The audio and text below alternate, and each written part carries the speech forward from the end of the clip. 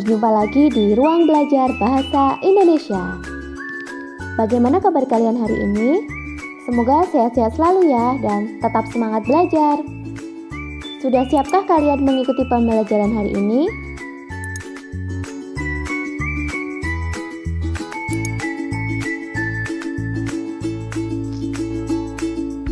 Tujuan pembelajaran hari ini adalah 1. Mengidentifikasi pengertian dan unsur-unsur cerita fantasi yang dibaca atau didengar.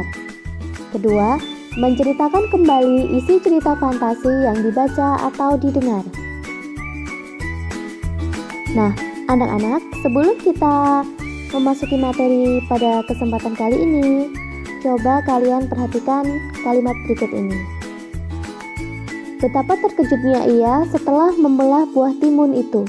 Wanita tua itu mendapati seorang bayi perempuan yang sangat cantik.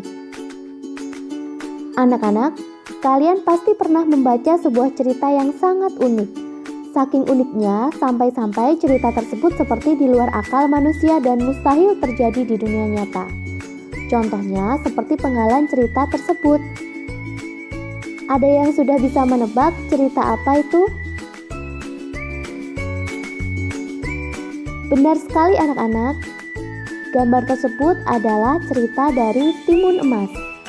Cerita Timun Emas mengisahkan tentang seorang wanita tua yang telah lama mendambakan seorang anak, hingga akhirnya ia bermimpi bertemu makhluk raksasa yang menyuruhnya mengambil sebuah bungkusan di bawah pohon besar di hutan, yang ternyata adalah biji timun. Merasa bingung, wanita tua itu lalu menanam biji timun tersebut hingga berbuah sangat besar. Ketika buah timun itu masak, ia langsung membawanya ke rumah dan membelahnya. Wanita itu sangat terkejut karena setelah buah timun itu dibelah, ia mendapati seorang bayi perempuan yang sangat cantik.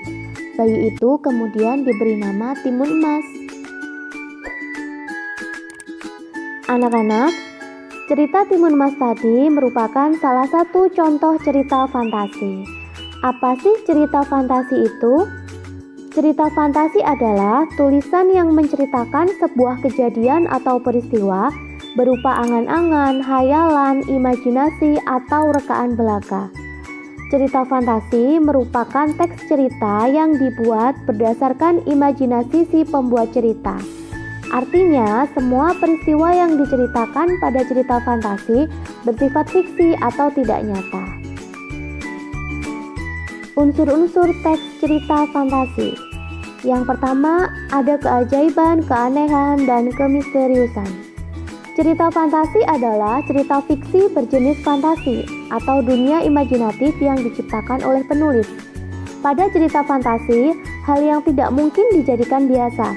Tokoh dan latar yang diciptakan penulis tidak ada di dunia nyata atau modifikasi dunia nyata. Kedua, ide cerita.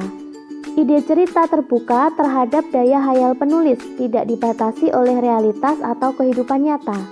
Ide juga berarti irisan dunia nyata dan dunia hayal yang diciptakan pengarang. Ide cerita terkadang bersifat sederhana, tapi mampu menitipkan pesan yang menarik.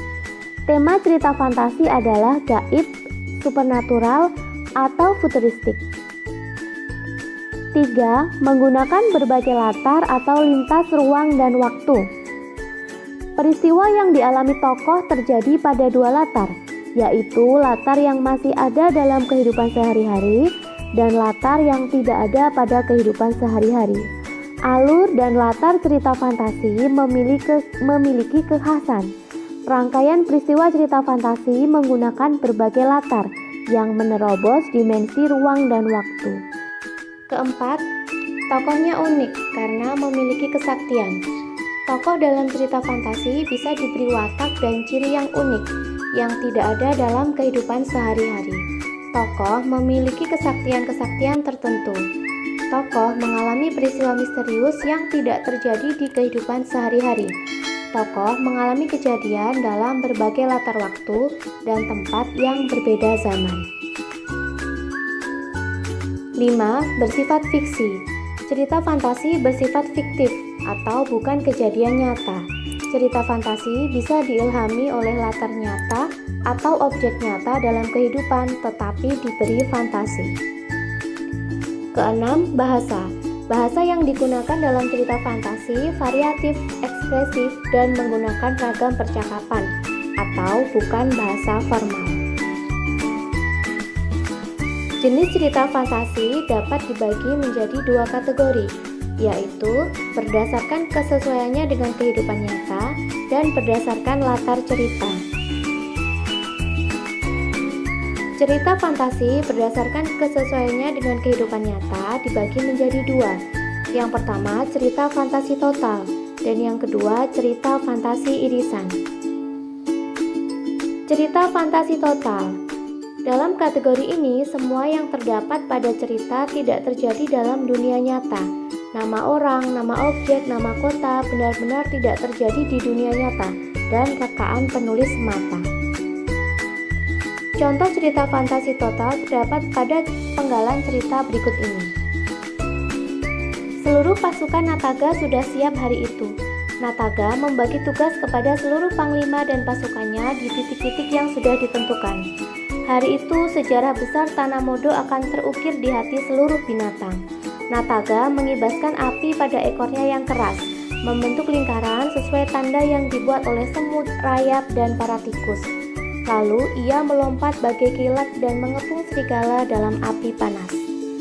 Penggalan cerita tersebut merupakan jenis cerita fantasi total karena dalam cerita tersebut semua tokoh dan peristiwa yang dialami tokoh merupakan hasil rekaan penulis semata dan tidak benar-benar terjadi di dunia nyata. Yang kedua adalah cerita fantasi irisan. Pada cerita fantasi irisan, sebagian alur peristiwanya merupakan fantasi atau hasil imajinasi penulisnya. Sedangkan sebagian peristiwanya lagi menggunakan nama tokoh, tempat, dan objek yang ada dalam kehidupan nyata. Contoh cerita fantasi irisan terdapat dalam penggalan cerita berikut ini. Siska berangkat ke sekolah lebih awal pagi ini karena jalanan lumayan sepi dan belum banyak kendaraan. Ketika lampu hijau menyala, ia dengan sigap menaiki sepedanya. Tiba-tiba dari sebelah kirinya melintas sepeda motor dengan kecepatan tinggi. Siska terkejut dan jatuh. Kepalanya terbentur pembatas jalan. Siska terbangun dan terkejut melihat sekelilingnya. Banyak sekali bunga berwarna-warni dan indah. Tiba-tiba muncul seekor kelinci berwarna merah muda. Kelinci itu mendekati Siska dan berkata, "Kenapa kamu di sini?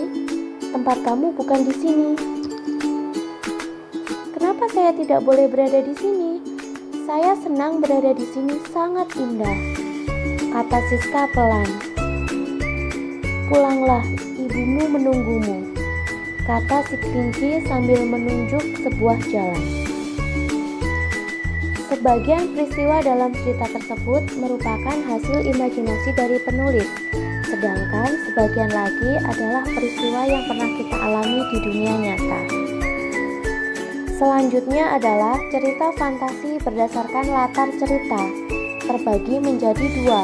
Yang pertama, cerita fantasi sezaman, dan yang kedua, cerita fantasi lintas waktu. Cerita fantasi sezaman.